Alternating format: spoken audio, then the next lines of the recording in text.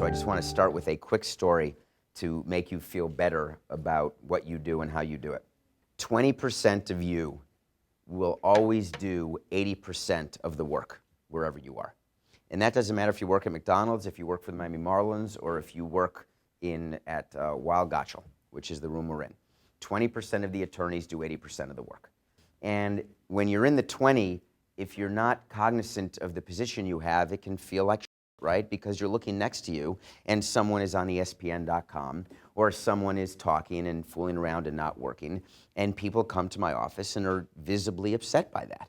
Why is it that I'm working these hours and I'm here at the game till midnight and I have to be back in the office at 7 a.m. and the person next to me is on Match.com? And what I say to them is, you need that. You need the 80% to exist for you to be in the 20. You should love the fact that you know people around you who are not doing work, because it means that you are doing work, and you, trust me, you will be counted on to do more work. You are going to be successful. And they take a minute and they think about it, and I can tell what they're doing. They're trying to figure out, and you may be doing it now, am I in the 20 or am I in the 80? Well, here's the good news. Wherever you are, that's where you are. And there's nothing you can do about it. And I know that's going to sound terrible and you're going to feel totally deflated. But I'm telling you now, that's part of life. I gave a commencement speech at the University of Miami. I gave 2 points over a 30-minute speech, but each one took 15 minutes, so I did take the time. The point is on the definition of success and how do people define success. And too often we're in society and it's defined by fame or by money or by accomplishment, but that's not how everyone defines success. There are certain people who want to sit at home and watch Oprah. There are certain people who want to not do anything, and they're okay with that. They like being on the couch. They're very happy riding the roller coaster, just riding the merry-go-round, just going around and around. And there's others who like the roller coaster, the ups and downs, trying to accomplish things, being uncomfortable and trying to achieve and achieve more. And that's okay. It matters what you want for yourself. It matters how you define success for yourself. So when you're sitting deciding whether you're in the 20 or the 80, stop. Just do. Do what you do, and the world around you will figure out whether you're the 20 or the 80. So I'm a 1L, and I got a job at a law firm in Milwaukee, Wisconsin called Quarles and Brady. That is a law firm out of Milwaukee. It's got offices in various places, don't know where. And I was interested in getting as much experience as I could get. And I was eager to do anything, but what I really wanted was to be in sports as a sports lawyer.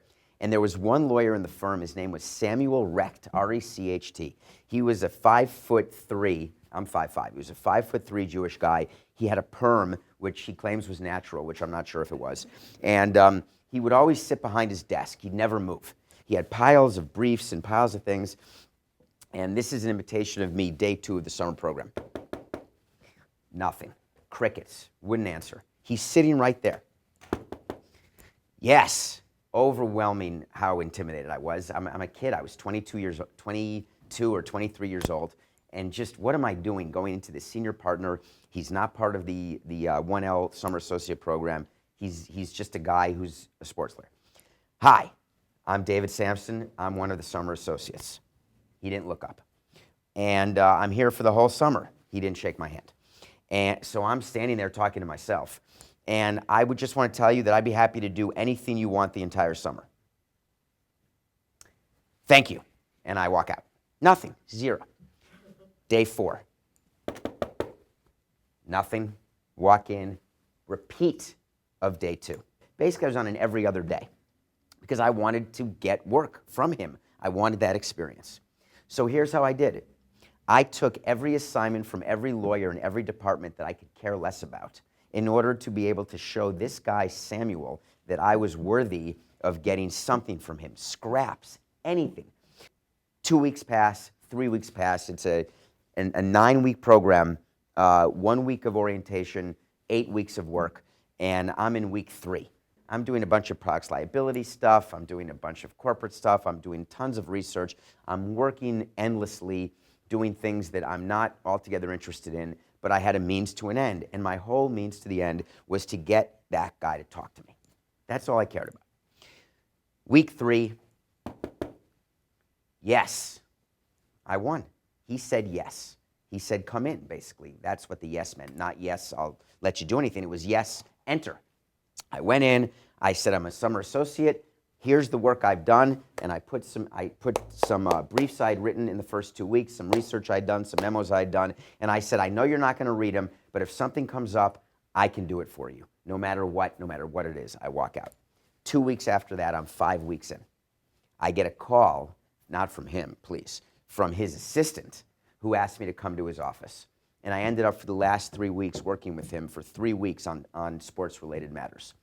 And the point of the story is not that it made me a good sports lawyer, because it didn't. The point of the story is that it showed me that I wanted to always be, and I was, in that 20%. Because the other summer associates at 5 o'clock or 6 o'clock, they were going out to get drunk, and they were doing whatever they were doing during the day, and I didn't care. I loved it, because the more business I was getting, the more I could prove to the senior partners that I was worthy of it.